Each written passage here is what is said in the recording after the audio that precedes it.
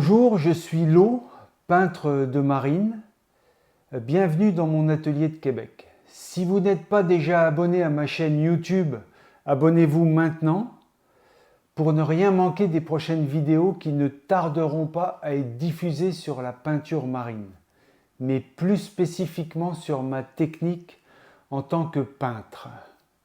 Parallèlement, n'hésitez pas à visiter mon site internet pour voir plus amplement ce que je fais, ce qui m'inspire, où j'expose, quel événement je prépare, etc. Je me déplace régulièrement dans les provinces du Canada, alors j'ai également un atelier mobile qui me suit partout où je vais. En vous abonnant à ma chaîne YouTube, vous pourrez rester au courant de tout. Donc le sujet d'aujourd'hui dans l'Art Class Peindre avec l'eau, c'est comment peindre les reflets dans l'eau. Une personne m'a récemment posé des questions, à savoir comment je faisais mes reflets dans l'eau. Alors je profite de l'occasion pour vous présenter cette vidéo pour répondre à ces questions. C'est vrai, on me pose souvent des questions, alors j'en suis venu à la conclusion qu'il était peut-être pertinent de faire des vidéos pour expliquer comment je peignais et pour vous parler de mon art.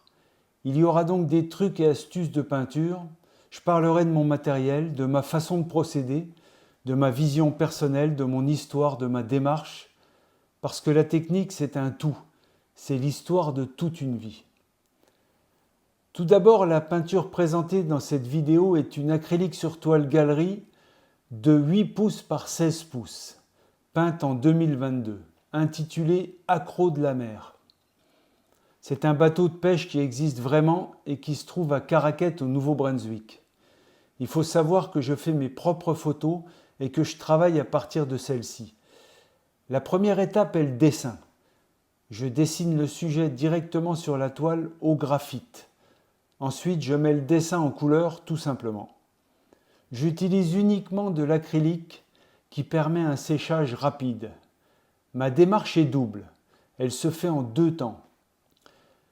Il y a d'abord la photo, ce qui m'oblige à aller sur place et à prendre d'innombrables photos. Ensuite, je poursuis en atelier pour peindre le sujet et transmettre un peu de mon expérience vécue sur le lieu où a été prise la photo. J'utilise toujours les mêmes couleurs, le noir de Mars, le blanc de titane, 3 teintes de terre, c'est-à-dire la terre d'ombre naturelle, la terre d'ombre brûlée et la terre de ciel naturelle. Et 3 couleurs primaires, évidemment donc le bleu de cobalt, le rouge et 2 jaunes. Un jaune qui tire légèrement sur le rouge et un jaune qui tire légèrement sur le vert. C'est à partir des couleurs primaires que je vais créer toutes mes autres couleurs. J'utilise des petits pinceaux, très simples, à bourron. Je peux en utiliser 4 à 5 par peinture. Dès que les pointes ne sont plus effilées, les pinceaux partent au recyclage. Idem pour la palette qui me sert à mélanger mes couleurs. Je peux en utiliser 2 ou 3 par toile. Je les achète au kilo. En temps normal, si je ne faisais pas de peinture hyper réaliste, les pinceaux auraient une durée de vie beaucoup plus longue. Mais comme mon travail nécessite une grande précision, je dois constamment peindre avec des outils neufs. Pour les palettes, elles sont difficilement nettoyables à cause de l'acrylique qui adhère trop bien en séchant. Et comme je suis plutôt lent à peindre, ça me prendrait un temps infini juste à nettoyer les palettes. Donc j'ai choisi de privilégier le temps passé sur la toile à peindre. La photo de ce bateau a été prise de nuit. Les reflets sont accentués. Les reflets dans l'eau sont toujours plus foncés que le sujet en lui-même. L'idéal dans l'ombre, c'est de ne jamais utiliser de noir et plutôt privilégier la terre d'ombre naturelle. Personnellement, c'est ce que j'utilise, mais certains préfèrent y aller avec de la couleur. Les reflets, c'est le mouvement dans une marine. Il y a donc forcément une légère distorsion selon le vent. C'est souvent le reflet qui donne de l'amplitude à la peinture, puisque ça donne le volume au sujet. Sur cette peinture, le bateau est en mouvement, alors il y a une traînée. Il n'y a donc pas de reflet dans cette zone puisque le bateau bouge. Ce que je vous montre ici, c'est ma technique, employée pour cette peinture-là. selon l'eau qu'il y avait à ce moment-là. C'est la façon dont je peins. Il y a des choses inexplicables dans la peinture. Ce qui fait que ma peinture est ma peinture, c'est induit. Il y a un côté personnel, instinctif, qui peut se voir, se regarder, mais difficilement s'expliquer. J'essaye malgré tout de vous transmettre tout ce que je peux vous transmettre. Plus le reflet est identique au sujet principal, plus cela signifie qu'il n'y a pas de vent du tout, que le plan d'eau, par exemple, est un vrai miroir ou une mer d'huile. Or, le reflet sera quand même plus foncé, même s'il n'y a pas de vent. Ce jour-là, il tombait une faible petite pluie. En général, dans les ports, quand il tombe une petite pluie, il n'y a pas énormément de vent. Même chose à marée basse. Il y a souvent moins de vent qu'à marée haute. Ça donne une mer d'huile et le moment idéal pour avoir de beaux reflets dans l'eau. Les couleurs utilisées dans l'eau sont dictées par la couleur du ciel, les lumières du port et des bateaux environnants, et par le coucher de soleil. Suivant la lune, il y a plus ou moins de clarté. À la brunante, quand le soleil se couche, mais n'est pas encore totalement disparu, la nuit tombe doucement. C'est entre chien et loup. C'est l'idéal pour capter des couleurs incroyables. On profite des couleurs du coucher du soleil et on voit un peu dans la nuit. Plus le soleil se couche, plus l'eau va devenir bleu nuit, comme dans cette peinture. Le bleu est l'une de mes couleurs préférées. J'utilise donc du bleu de cobalt avec un peu de terre d'ombre naturelle pour l'ombre et un peu de noir pour les zones vraiment noircies. Et au contraire, un peu de blanc dans le bleu pour les zones plus claires. Dans cette peinture, j'ai utilisé du jaune tirant vers le rouge pour faire cet orangé-là. Et on le retrouve un poil plus foncé dans les reflets.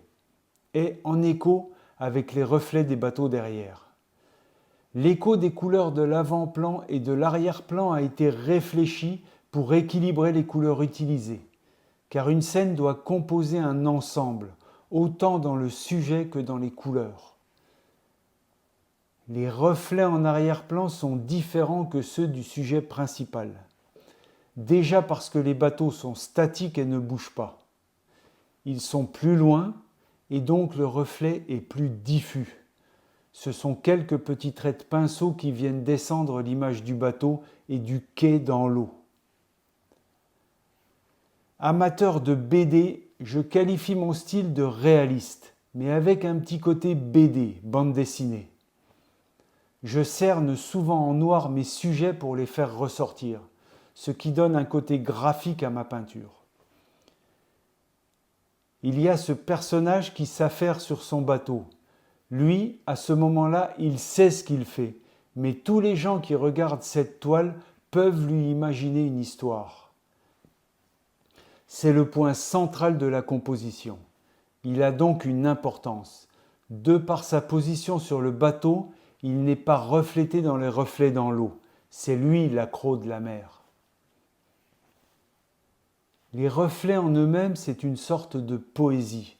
On voit l'immensité du ciel dans cette peinture sans jamais le voir réellement. On peut se laisser aller à exagérer la réflexion du bateau en restant toujours dans les limites du plausible, du réaliste, comme ici. On s'imagine qu'il y a d'autres bateaux qu'on ne voit pas, que l'environnement en est rempli. L'environnement s'imagine par le contexte visible. Et donc, au moment de regarder cette peinture, on sent les embruns, on sent l'air de la mer, on est dans ce port. Au moment où je vous parle, je suis dans ce port, et vous aussi. Ou du moins cette peinture essaye de vous y amener. C'est en cela que c'est magique la peinture. Si vous avez des questions sur un aspect technique dans la peinture marine, n'hésitez pas à m'écrire. Je vous répondrai à travers une autre vidéo. D'ici à notre prochaine rencontre, n'hésitez pas à aller visionner les documentaires qui ont été réalisés en 2022. Les liens sont fournis sous cette vidéo. Merci de me suivre sur les réseaux sociaux et bonne peinture!